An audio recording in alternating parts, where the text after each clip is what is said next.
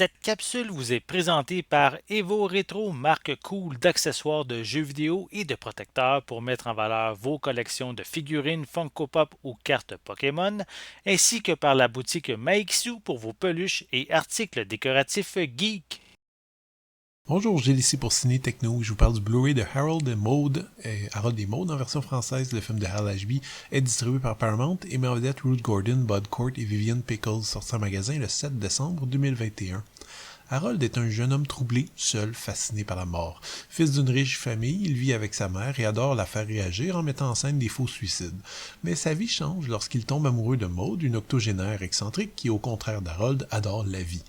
J'ai probablement déjà dit sur ce site à quel point le genre de la comédie sentimentale me parle peu, mais il y a un sous-genre encore plus énervant pour moi, celui de la comédie sentimentale indie américaine, qui utilise beaucoup un type de personnage que certains critiques ont intitulé Manic Pixie Dream Girl.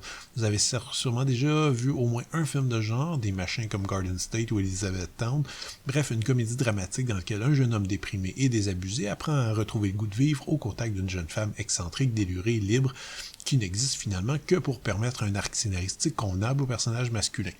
J'ai beaucoup pensé à ce cliché en regardant Harold and Maude, un classique américain que j'avais pas vu depuis plusieurs décennies.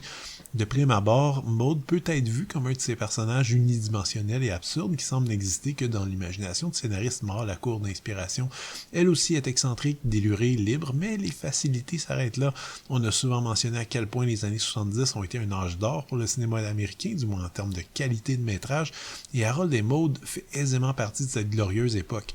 Évitant les facilités à chaque fois, la comédie de Hal Ashby offre certes une histoire convenue du jeune homme qui retrouve goût à la vie, mais semble déjà se moquer de ces mêmes conventions, ou du moins présente ce récit classique de la façon la plus extrême, disons, et plus épicée.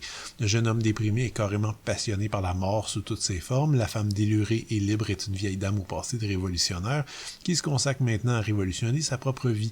Et le fait que ces deux personnes tombent en amour déjoue également les conventions, puisque rien n'est présenté ici de façon négative. En fait, lors d'une séquence vraiment mémorable, on rigole davantage de la réaction des autres, autorités familiales, scientifiques ou religieuses. Parler de Harold and Maude sans mentionner la trame sonore serait un péché puisque la bande-son est envahie par de magnifiques ballades de Cat Stevens, maintenant Youssouf Islam, qui sont devenues profondément liées au film. Rien ne semble calculé, on ne trouve pas ici de montage au sens classique du terme, du moins dans la majeure partie du film. Le rythme de l'œuvre en fait semble très naturel et coulé de soi en suivant les personnages et leurs actions. Le moment possiblement plus conventionnel, disons, un montage en parallèle à la fin est sauvé par le fait qu'il s'agit aussi d'un moment terriblement poignant, suivant une inversion de caractère à la fois vraiment déstabilisante et touchante, qui jette une nouvelle lumière sur le scénario en entier. Je suis donc bien content de confirmer qu'Harold and Maude mérite encore aujourd'hui son statut de film culte, une version, disons, plus extrême d'une comédie sentimentale standard, c'est-à-dire que quelqu'un comme moi va y trouver son compte grâce à tous les clichés déjoués ou ridiculisés, alors que ceux qui aiment le genre habituellement vont aussi pouvoir retrouver la structure habituelle et les bons sentiments, et donc apprécier le film. Le film d'ailleurs est présenté sur ce disque en 1.85 panoramique dans une image provenant d'un nouveau scan en 4K fait par Paramount. C'est donc dire qu'il s'agit d'une image différente que celle qu'on retrouvait sur l'édition Criterion du film. J'ai malheureusement pas la version Criterion, je peux donc pas vraiment comparer, mais je peux dire que l'image de cette version-ci m'a vraiment impressionné par sa précision, sa netteté, par la beauté des couleurs qui avantage vraiment les décors et les compositions souvent savantes du film. Les pistes audio sont offertes en anglais DTS HD 5.1, français Dolby Mono, et on retrouve des sous-titres en anglais, français et allemand. Côté supplément, malheureusement, on retrouve aucun des suppléments qui figuraient sur l'édition Criterion. Par contre, on trouve deux nouveaux bonus qui sont très intéressants, c'est-à-dire une piste de commentaire du réalisateur Cameron Crowe, qui a justement réalisé Elizabethtown, et du scénariste Larry Karaszewski, à qui l'on doit les scripts de Ed Wood, Larry Flint et Men on the Moon quand même. On trouve également une entrevue relativement courte, 5-6 minutes, avec Youssouf Islam, Cat Stevens, à propos du film et de son apport, particulièrement au niveau de la musique. Des bandes annonces sont également offertes.